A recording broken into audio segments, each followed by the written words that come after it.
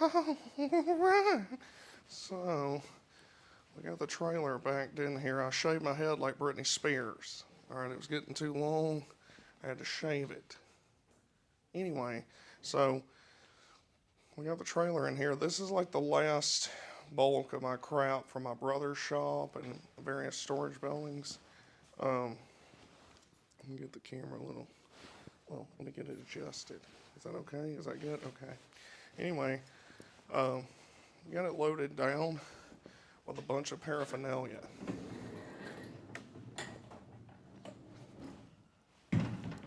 And I thought we'd unload it together, okay? Because why not? YOLO, as the kids say. In the front of the trailer is 3 Willys / Jeep engines. So we got to get all this other chili cheese out of the way first before we can get to those. But some of the stuff's pretty cool. So I'm going to leave the camera somewhere over in this quadrant because it's already grainy enough, and it's, anyway. So first we got in here, this is a pretty nifty item. These are fairly valuable. This is a hardy tool for a damn big anvil. All right, that's a big hardy hole. Most hardy holes aren't that big. That's a pretty hardy one. And it's got this mandrel on it, and then this curving. It's rusted pretty bad, so I'd have to repair it. It's rotted. These are pretty valuable. And we got this out of a basement of a house where my brother was getting a Model A, and we got some other stuff. And the house was leaking, and it was just disgusting. And I found this in there, and hoarded it because it's pretty sick. It's a pretty sick item. So it's going to go over here into the hoarding for the future pile because it's pretty nifty. And then here's the chain off that TS250. If I can find a master link, I can put her back together. But that's the chain off the motorcycle that I revived in the last episode. Brittany's sitting over here. She's cold. And she's over here bundled up. This is a pretty nifty toolbox right here.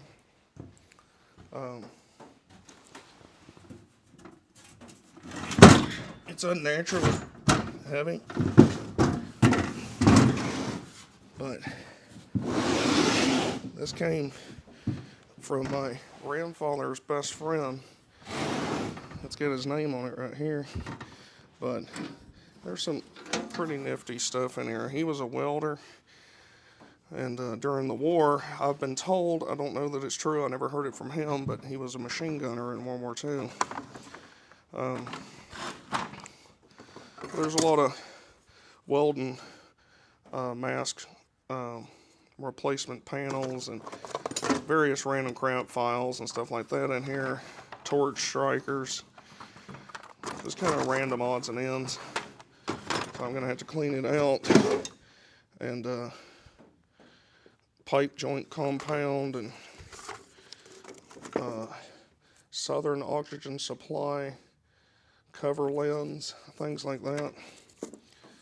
Helmet cover plates. It's pretty nifty. I'm going to clean it out and use it. There's a bunch of taps in this one, in this drawer. Some more lens covers. Just a lot of nifty stuff in it. So, doorknob. So, it's pretty nifty. It's a heavy, heavy toolbox. Like, scary how heavy it is. And it's got no handles on the side, which makes it convenient. So we're going to take this trash can rolling thing. I'm going to slide it down here and put it on this.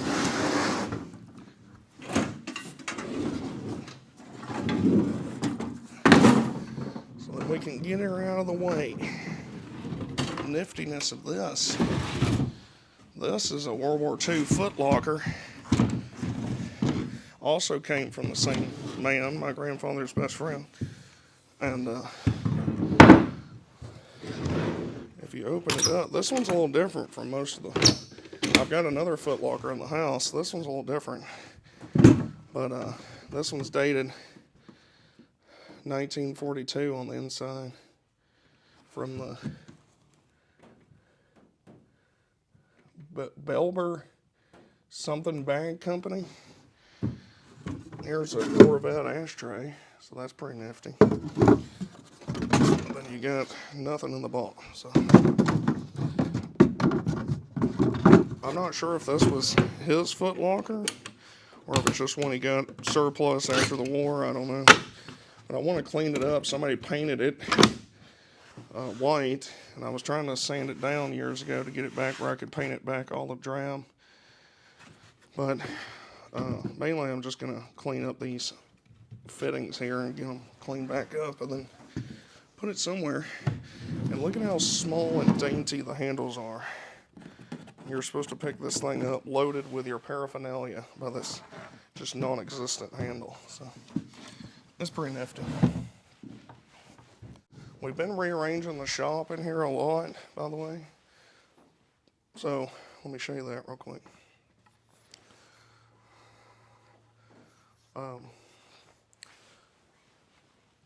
All these are Brittany's grandfather's tools that we got, and there's some pretty nifty stuff hanging over here. So these are the old log dogs where you'd hammer them in. These are made by Dixie Tool Works, and you'd hammer those in with this hammer right here, and then you could drag 4 logs at a time, and then you use the spike to jam underneath it to pry them loose. Then you get a handmade froe that's hand forged. The hooks on this single tree are hand forged, and then you got a scythe and some pitchforks and stuff. But this is like, and this plow right here, this was Brittany's great-grandfather's or great-great-grandfather's plow right there, up here up top. I'm sorry the footage is grainy. I know it is. I'm going to keep apologizing. So anyway, so that's been in the family all this time, so we kept it from getting sold. And there's a lot of neat stuff. Not long before her grandfather passed away, he said he wanted to know if I could tell him what this was. And this, I didn't know what it was. This has got a heart pine handle on it, and he'd had it for as long as he could remember. And he said he didn't know what it was, and he was wondering if I might could tell him what it was, because he'd wondered his whole life. And I got on the internet and started doing some investigating. I didn't know what it was to even search for it, but I found out what it is, and it's for turpentine. And this one was actually, if I could get it to come back apart, if you take it apart right here, this was made by Council Tools, which is they still make axes. They're made in America. They make quality axes. I've got one on the wall back there. But this one is hand forged, is how old it is. When you take this apart, you can see where it's forge welded. And so this was used to scrape tree bark and everything for the turpentine process. And I found exact pictures of it. That's the only way I knew what it was, so I was able to get to tell him what this was before he passed away. But it's got this real dark resin handle on it, heart pine. So this is pretty nifty. I've never seen anything like it.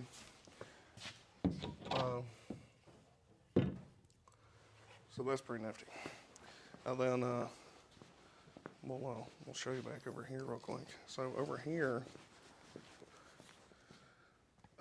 that used to be that really crude workbench back there that I told y'all before that I was going to tear down. So I finally took it apart, and that's what a lot of this wood over here is from. But I decided to start hanging my Willys stuff up over here. So this is the wall of Willys, all right? This is all Jeep parts. A lot of it's off of CJ3Bs. These are F-head manifolds. You got shackles. This is the Dauntless timing cover. Clutch off the Dauntless. This is the brake drum assembly off of a 3B or a 2A. You got transfer case levers, brake pedals, I mean, it's all kinds of random crap. A lot of this stuff's going to get used in other Jeeps down the road, but I just wanted it up off the floor where I could see it. Up here is a crap load of Carter carburetors. We got, here's a pulley off the F-head. You got, I don't know what, 1, 2, 3, 4 of those. I've got some more, I think, outside. But this is a good carb. I know it is. These over here, I don't know, but they're worth a good bit as a core. So they're always good to have around, because if you ever get one that's rebuilt, you need a core for them. And so I've got several of those. These are some horns. This is a PTO. I've got another one of those. Got a complete PTO from the beginning to the end, including the PTO end at the end of the frame. That I've been thinking about selling it, actually. I've got the PTO box like that with the shaft and the rear PTO assembly itself. And that's for a truck, but I do have it. And the either end will work on a Jeep, but the shaft itself is obviously kind of specific. This is pretty nifty. This is a book press. This came out of the same place as the Model A and that other stuff I was showing you. But this is pretty nifty. This is for book binding. And it's made by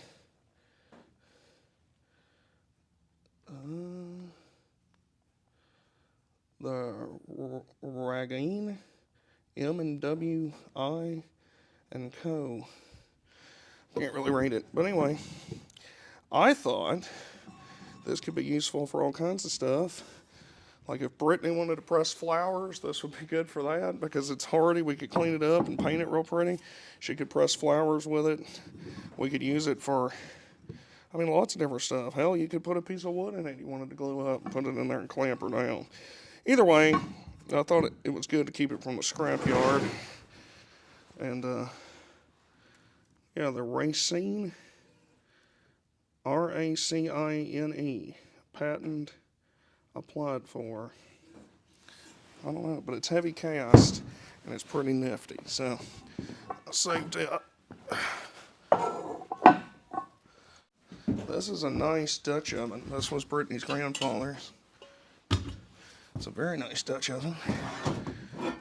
And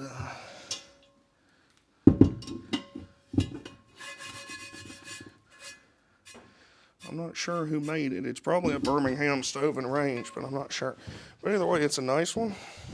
It's good size, so we'll be cooking victuals in it. This, I needed this bad the other day. This is the stand we made to hold the CZ400. So I can put that back there and actually hold that motorcycle up because it doesn't have a kickstand because it's a race bike. The only time you were supposed to be leaning it up is when you were getting the checkered flag, okay? It also doesn't have a kill switch. So you have to stall it out when you're done winning the checkered flag. So that's what this is. And quite a few people's wrote me and asked me if I had any more of these and if I'd sell them and all that kind of stuff. I probably should make some and sell them, but I don't know if there's enough demand for that. Over here a little bit, give you a little bit different angle. Now, this is, from what I think,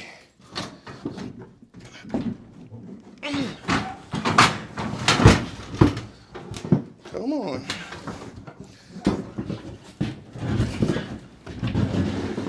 This is a pretty valuable transmission.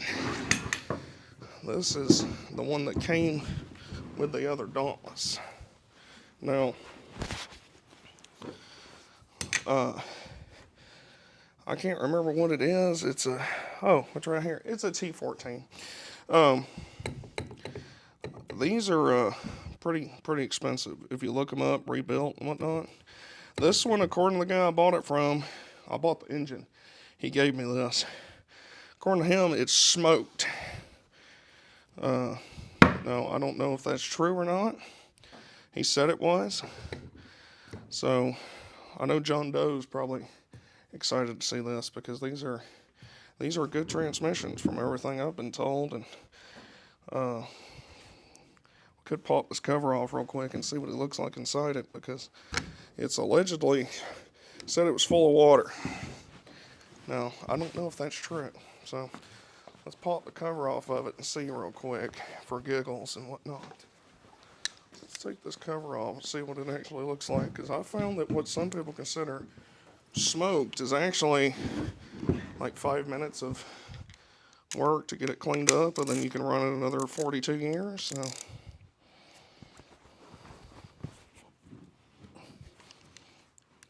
come on.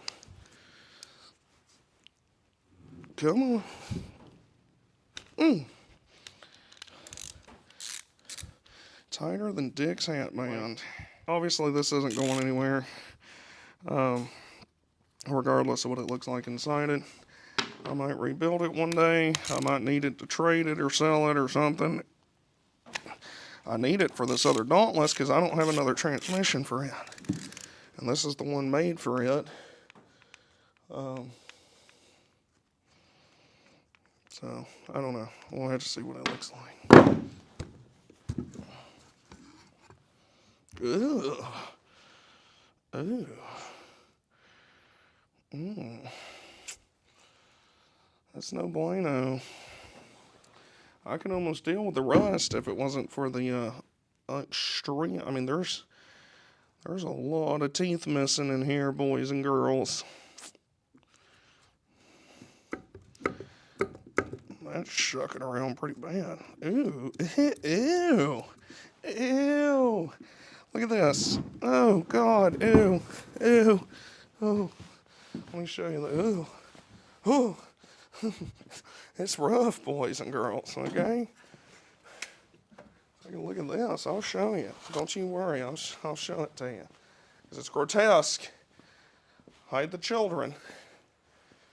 All right. Get you brought down a little bit. All right, so hopefully you can see this. All right, so if you look in here with me, you'll notice what looks like Dresden 1945 in here. I mean, it is rough. I mean, it's Tokyo Bay. It's pretty bad. And anyway, all the teeth basically are missing off of this gear completely. All this is froze up, and if you grab the shaft here, you'll notice that the whole cluster goes like that. And see, that's, oh God, it's bad. It's real bad. So I'm going to say that the guy I bought it from was telling the truth, because you never know. Sometimes they think something's too far gone when it's not that bad. This is pretty bad. It's pretty bad. Now, why it got in this condition, I don't know, because the engine's not stuck. The engine's in remarkably good condition. So why this one, it came out of a CJ5, so I would imagine that it probably where it sat outside, and water runs down this, okay, see this? It runs down in there, and it destroys things, because Jeeps and stuff like that are open top, you know, so, whereas like a Jeepster Commando, at least it can have a hard top that's, you know, generally going to stay on it. That's probably why this transmission looks horrendous inside it. So this one obviously needs to be rebuilt. I'm sure the transfer case is just as bad. So it's no go on this one. But the housing's good. And if you look these suckers up, them rebuilt, they want an arm and a leg for them.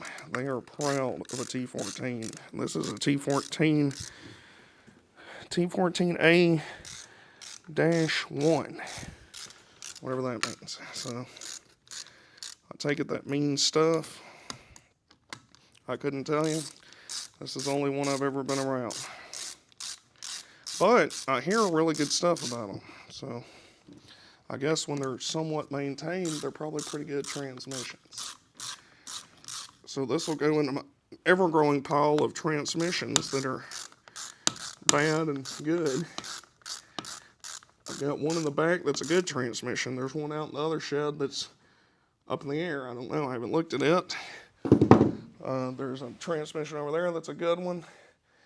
I think there's another one or two outside. So I keep getting transmissions. It's a wild looking transfer case lever right there. Anyway, this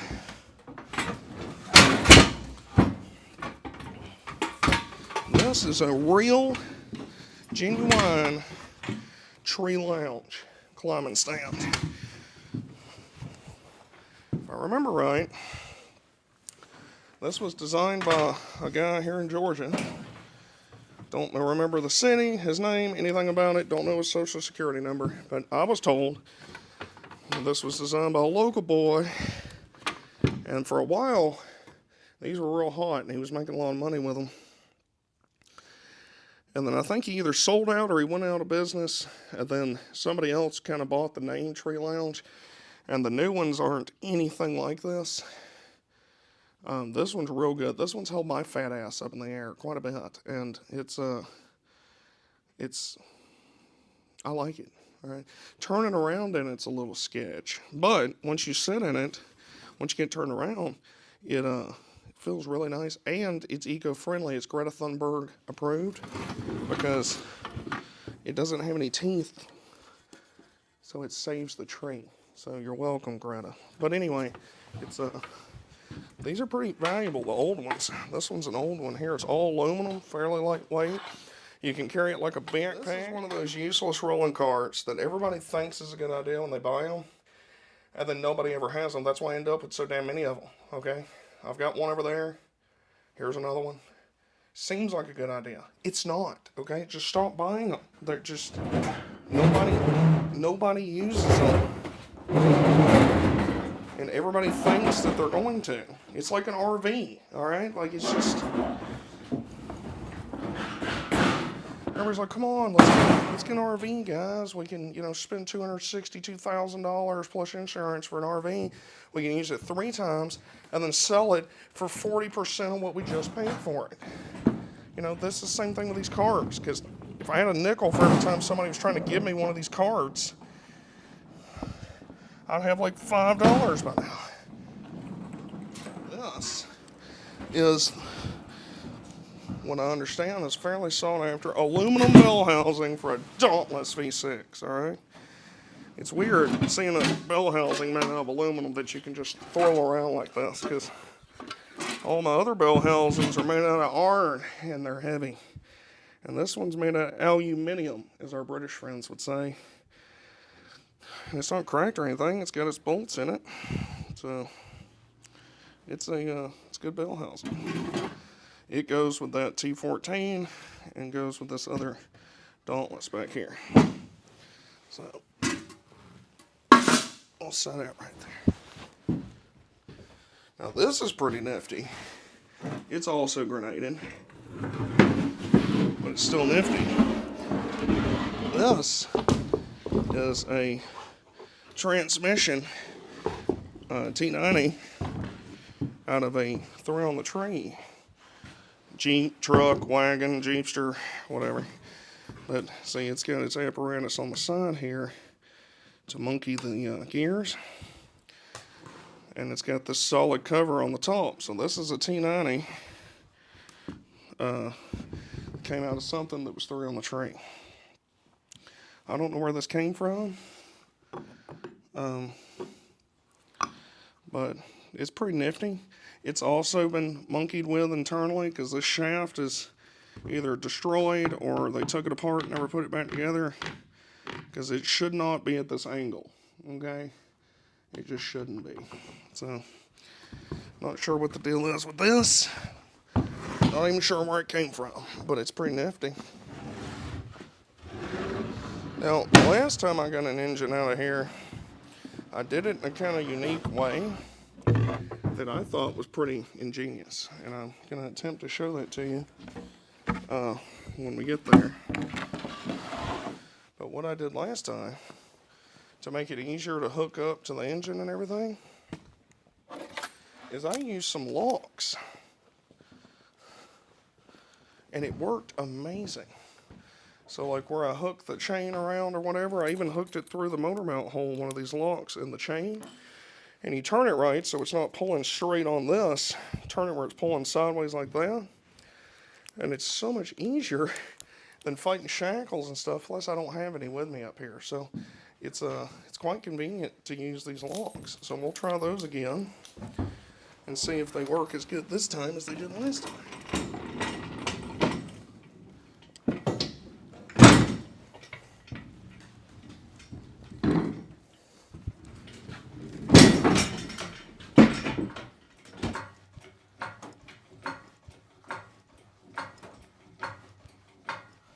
It's not the cleanest lift in the world, and it's just barely hooked up there on that front chain. But if we're a little careful, we probably can make it work. So if my camera lady would move the camera, please.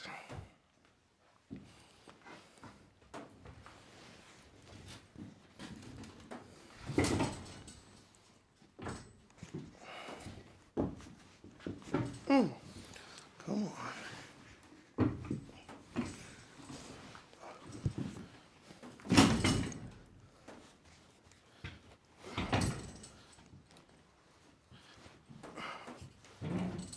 I need a small piece of wood in this gap right here.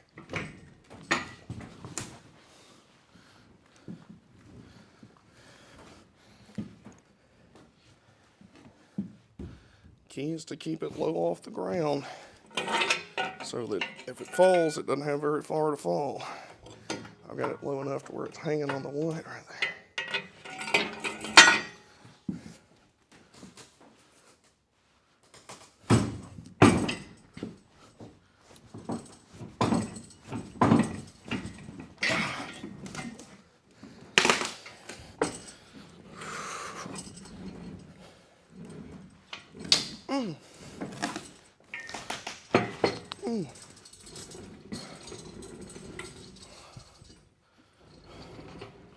Let's get you.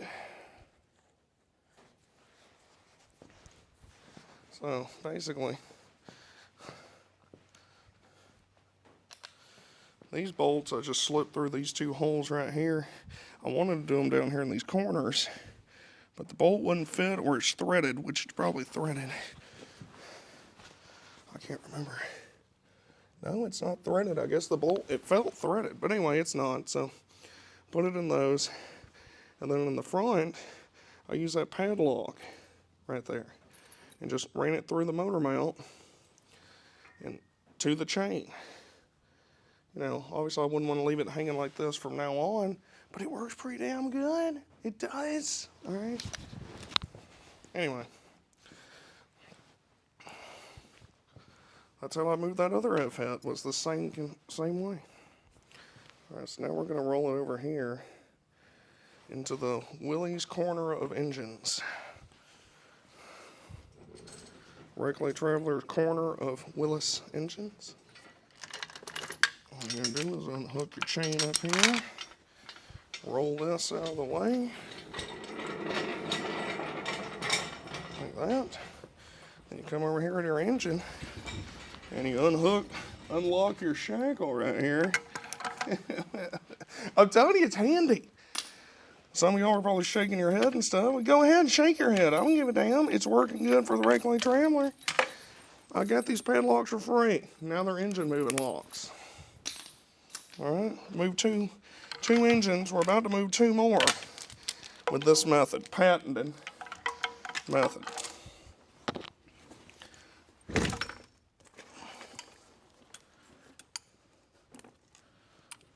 Get this engine. I don't know if I can get them bolts in the back. Now eventually I'll put these on a rolling cart or something. One of them wooden carts like I was talking about earlier, so that I can move them around and get to them and stuff. Oh.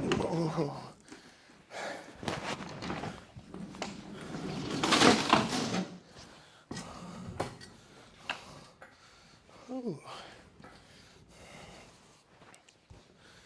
Not the smoothest unload, not gonna lie. Not the smoothest. This is out of the 49 Willys truck, known as Jubal. Alright. That's where this is from. It's a good running engine. Like I said, excuse me, it might need a head gasket. Don't know that for certain. But I did notice some weepage not long before I took it out. So,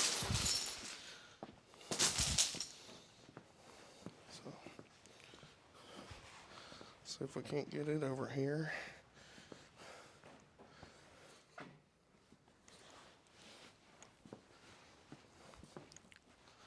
You should be able to sit moderately flat, I suppose.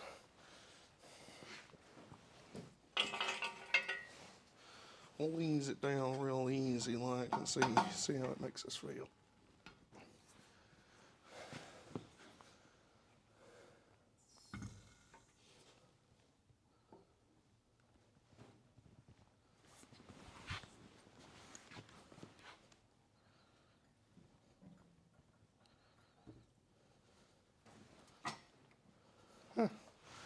Makes me feel pretty good.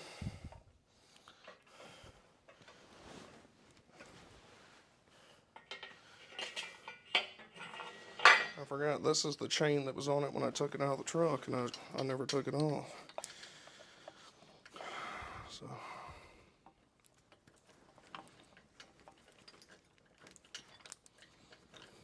Come on, let go. Yeah, buddy. All right, there's one engine left. Big boy Dauntless.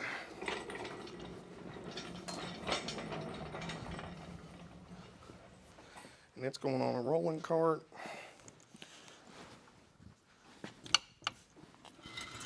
Oh, there we go.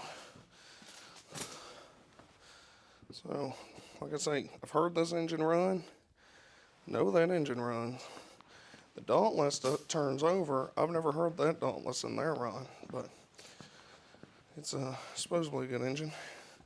Either way, it's got a lot of good components upon it. I'll get you farther back here again. One more engine, and then you don't have to see my stupid face anymore today. Alright, so before I could take the carburetor off, I noticed that this Dauntless has a lift point on it. Has an eyelet made into it to pick it up by. And so before I could take the carb off and get the lift plate off the other Dauntless, I went ahead and used this hook here. And it's right here. Anyway, it bent it a little bit. I kind of thought that it's supposed to be kind of half-assed where it would pick it up somewhat balanced, so I thought, well, maybe they put it over there on purpose or something, but no, it picked it up just as crooked as a dog's leg, but I was able to get it out and onto this cart that I made. Now, this Dauntless doesn't sit nice and flat like my other one, and I'm not sure why that is. The other one sits just perfect and pretty and flat on the ground or on a cart or whatever, and this one's caulked up all weird, and not sure what that's about. Right now it's caulked back a little bit because, of course, it fell in the exact gap in the pallet. So I really need to kind of shimmy it forward just a little bit, if I can.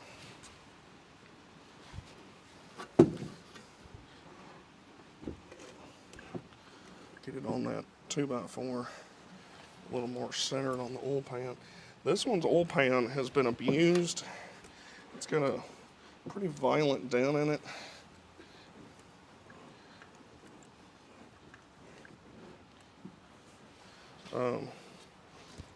Yeah, that's better. That's all the weight on that 2x4 now. But anyway, I was turning it over. That's how I'd like it to sit. But it doesn't appear it wants to do that. It wants to tip real bad. I guess because it's got all the shit still on it, so it's front heavy. The other Dauntless doesn't have any of that. But anyway, I was rotating it, and it rotates real smooth. No hard spots that I could feel.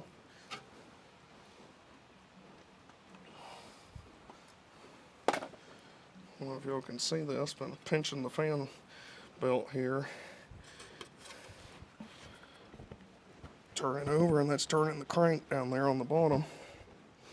Turned over real nice and smooth. So that's good. The guy I got it from said that he had kept oil in it and everything so it wouldn't get stuck. So that's good. Kind of a little nervous about it sitting right here, but it shouldn't fall down. And there ain't nobody out here touching it. So, I mean, you can rock it around pretty good and it ain't rolling over. So, we'll just say it's good enough for right now. I need to put these bolts back in the carburetor real quick so I don't lose them. It's got a good Rochester on it. I've got the oil bath air cleaner for it. I was missing that on the other Dauntless. This one's got the fan blade, which was missing on the other Dauntless. This one's a good engine. Eventually, whenever I get around to using this, I'll probably do the same kind of freshen up on it that I did on the other one. Change it to a main seal, put a new timing chain in it, new water pump, all that. But that's not right now. That'll be in the future. Right now, it's out of the rain. It ain't been in the rain since I got it, but it's definitely not in the rain in here. And if I can find a CJ5 or a Jeepster Commando or something that needs an engine, well, I've got it right here, boys. So these engines aren't particularly easy to find. They're very valuable engines, so I'm very pleased that I've got two of them. But anyway, that's all the engines out. The only thing left in the trailer is an engine stand. It's pouring rain, which is flooding my shop. So I'm going to have to go ahead and hurry up and get all this crap out of here. Get this trailer out of here. But I know this wasn't the most exciting video. I'm going to try to edit it down because right now there's a whole lot of lapse time. But until next time, until the next video, I am the Red Clay Traveler. I love you all deeply. And I hope you all enjoy the future projects that may or hypothetically may possibly happen in the future. That we got 3 engines. We know one of them, all 3 of them, one of them can go in the 2-wheel drive Willys. That leaves us 2 other engines. We know that we've got a frame out there, so that's one more engine accounted for. That's still 1 engine, so that means that's a whole nother project that I don't even have right now. So, plus there's an engine over there. There's 5 Jeep engines in here right now. 4 of them are, well, 3 of them are good for sure. That Dauntless is probably good, so that's 4, and 1's bad. So those are good. I like those numbers. I like those odds. I love you all deeply. Hit the subscribe button. I'm talking to you, Cornbread. Get over yourself. Hit it. Yeah, buddy, get it.